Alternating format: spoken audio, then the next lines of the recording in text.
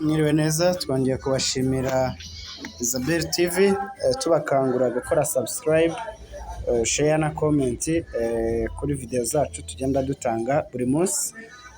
Subscribe ni ingenzi kugira ngo video zacu tuzajya dutanga ujye ubasha kuzikurikirana cyane uko bwije n'uko bukeye kuri video tuzajya tubahereza.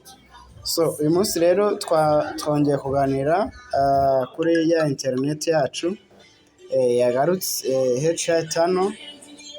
Twongeye uko bwije n'uko bukeye tugenda tubashakira uburyo internet yacu tuzajya tuyikoresha, cyane cyane ku bantu twatangiranye kuvana muri 2021 dukora mining kuri coin yitwa BITCOIN Satoshi. So dukangurira na buri muntu wese utarabasha kuyibona ko yarebera kuri link iri munsi ya video, akaba yakora registration akinjira, ahadasobanukiwe neza akatubaza muri comment cyangwa se akajoininga groupe ya Telegram dufite kugira ngo twese dukomeze dusangire ibitekerezo. So uyu munsi rero twebwe tugiye kuvugana kuri internet ya H5, uburyo mushobora kuyikoresha kugira ngo dukomeze tubashe kubona internet ihagije kandi ku gihe, ibintu bigakomeza bigenda neza. So noneho rero twebwe turagendana n'umuntu utarabasha kuyinstall. Murabizi ko tumaze igihe kinini yaranze, tukagenda duhindura password tuzishaka umunsi ku wundi, ariko bikaba bitarabashije kudukundira kugira ngo tubashe kuyibona. So ariko ku bushakashatsi bukomeye, ku bufatanye na Isabel TV kugira ngo tubashe kubagezaho ibibanogeye kandi byiza, niyo mpamvu twabashije gufata uyu mwanya kugira ngo twongere tubasangize internet kugira ngo dukomeze tugire ubuzima buzira umuze. Kandi murabizi ko muri iki kinyejana nta internet ubuzima ntago buba bugenda neza. So noneho rero turakurikira, turafungura application yacu. Reka mbanze ni clearing data kugira ngo twese tubashe kugendana neza kandi ku murongo. So urakanda kuri application yawe cyangwa se ujye muri settings zawe, ujye haranditse notification app, uragenda ugere kuri application zawe, ukande hano handitse storage cache, urakandaho, nurangiza urakanda hano handitse clearing data nyine za application kugira ngo ibe shyashya. Hano baravuga ngo delete app data, urakandaho this. Okay, ubwo ngubwo ibaye shyashya. Ubwo nizere ko tugiye gutangirana mwese kugira ngo ibintu bikomeze bigende neza. So turasubira inyuma, turangiza tuze dufungure application yacu kugira ngo nyine dukomeze tujyana neza umunota ku wundi. So murayibona ko irimo irafunguka nyine H5 yacu. Turayifungura nk'ibisanzwe nk'uko n'ubundi dusanzwe twesitara izindi VPN. So urabona hano handitse ngo select points, urakandaho, urabanza ukanda hano handitse ngo customer setup, urayifungura. Urafungura hano ko hano handitse ngo direct connect internet, urabona ko hahise haza kandi dufunze gutyo. Urabona ko handitse ngo direct internet data by wifi. Turafungura gutya. Hano tugifungura hano handitse ngo select points, atazamo P80. So noneho icyo tugiye gukora ni iki? Turabanza dukandaho hano turebe ko hazamo ino P80, niyo turi gukandaho. Turangiza turakanda hano handitse direct connect internet, kano kantu kari kumanuka kerekeza kuri start, niko turi bukandeho. Uragakandaho, numara kugakandaho barakubwira ngo customer sign in. Hano niho turi bukanda, hano handitse customer sign in kuri 1 2 3. Kano ka kane niko uri bukandeho. Numara kugakandaho urabona bino birimo ni bya bindi bisanzwe dusanzwe tumenyereye, ntabwo rero ari byo uri bushyiremo.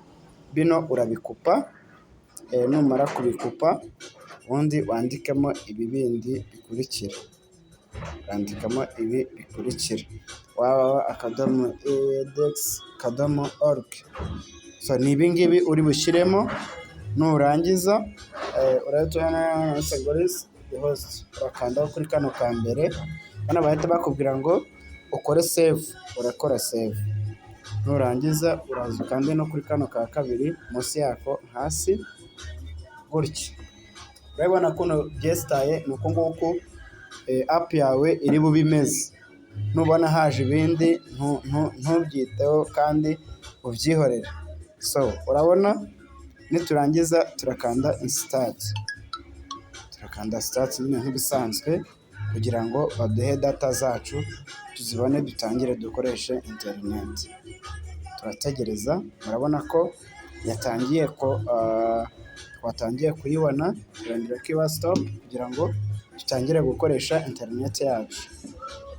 So urabona ibi ni bya bindi bisanzwe, urakasenga ukongera ugakandaho ukemeza nyine kugira ngo bigende neza.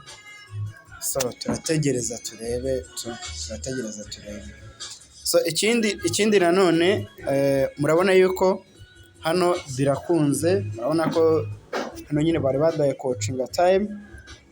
Ikindi nanone cyitonderwa ni uko turi ino HR5 yacu ubu ngubu aka kanya irakoreshwa n'umuntu ufite Airtel na Tigo.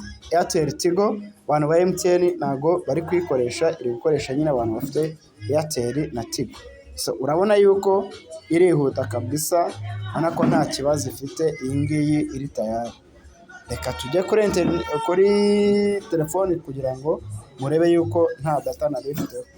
Iminsi yashize yajyaga yemera kuko umuntu yabaga afiteho amadata, ariko ubu ngubu ntabwo ariko bimeze.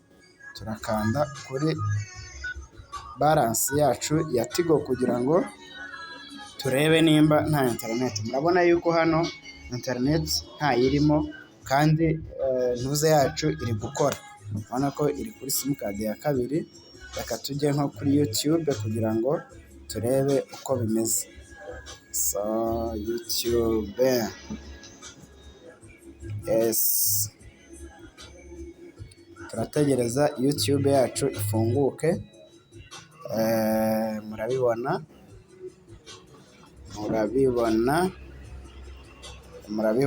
yes, murabona ko internet yacu irafungutse.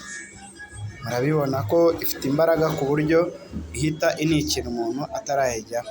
So urabona nitunajya ahandi kuri ya channel yacu ndimo mbabwira muzajya musangaho zino videos, ni ya mbere yanditseho Isabel TV. Murayibona ahangaha niho muzajya mukura update zigiye zitandukanye. Murazibona hano, iyi niyo muzajya musangaho video zigiye zitandukanye. Iyi ngiyi yitwa Isabel TV. Mukande subscribe kugira ngo mubashe gukurikirana ibyo tuba twabahaye, kugira ngo twese dukomeze dusangire internet kandi mu buryo bworoshye kandi bwizewe ntawe bibangamiye. So murabona iyi ngiyi niyo channel ya Isabel TV, niyo tuzajya dusangaho updates zigiye zitandukanye. Urabona harimo uburyo ushobora kwigishwamo bwo guhabwa izo bitcoin. Iriya coin nababwiye yitwa BITCOIN Satoshi, ni coin ya bitcoin batangaho amadolari, batanga amadolari 50,000 mu cyumweru. Urabona rero ko nahangaha muzajya muza muyirebe. Yes, ukanda subscribe kuri channel ya Isabel TV ni ingenzi kuko natwe bitwongera imbaraga zo kugira ngo tuzajya tubasha kugendana umunsi ku wundi. Cyane cyane abantu mwese mukoresha coin ya BITCOIN Satoshi ni ingenzi kuko mbere na mbere tuba tugomba gushaka aho ariho hose ubuzima uko byagenda kose, turi gushaka ubushobozi, kandi nta bushobozi nta buzima buhari. Coin ni iyi ngiyi, ni ukuyitwa, kuyikoresha ni ubuntu, nta kintu bisaba, wowe gusa upfa kuba usobanukiwe icyo interineti ari cyo, kandi ukaba wajya nawe wayibyaza umusaruro. So murabona ko ya madolari nababwiraga barayatanga. Urabona nk'uyu munsi bahaye abantu 100 amadolari 8. So muri weekend kuwa gatandatu batanga amadolari 888. Kuwa gatandatu batanga amadolari 888. Hano ku itariki 10 z'ukwa karindwi 2022 nabo bahaye abantu 100 amadolari 88. Noneho ku cyumweru bafata abantu nabo 30 bakabaha amadolari 888. Rero murabona ko ibintu ni sawa kandi byose birashoboka. Ku muntu wese ushaka kwiyandikisha, uraca muri link iri hasi, cyangwa se uyibaze muri comment, murayibona link iri kuri iyi video. Ukeneye ibindi bisobanuro arabaza, nta kibazo turamusubiza, kuko twebwe twiyemeje kwitangira ikiremwamuntu kugira ngo tubashe gusobanukirwa neza icyo interineti ari cyo. Murakoze rero, ndabashimiye, kandi Imana ikomeze ibahe umugisha. Tubasaba gukora subscribe kuri channel ya Isabel TV, Sabel TV yanditse gutya, muri ubu buryo uku nguku mubireba hano hejuru gutya, Sabel TV ni uku nguku yanditse. Ugisacingamo uhita ubona video zacu tugenda dutanga, zigenda ziza umunsi ku wundi. Turabashimiye rero, murakoze, kandi Imana ikomeze iduhane umugisha. Uhita utangira kubona iyi foto, ubundi ugatangira ukareba video zacu. Kureba video zacu ni ukudushyigikira, kandi natwe bikatugirira akamaro twese, kandi dusangira ubumenyi. Murakoze rero, Imana ibarinde, mukomeze mugire umugoroba mwiza.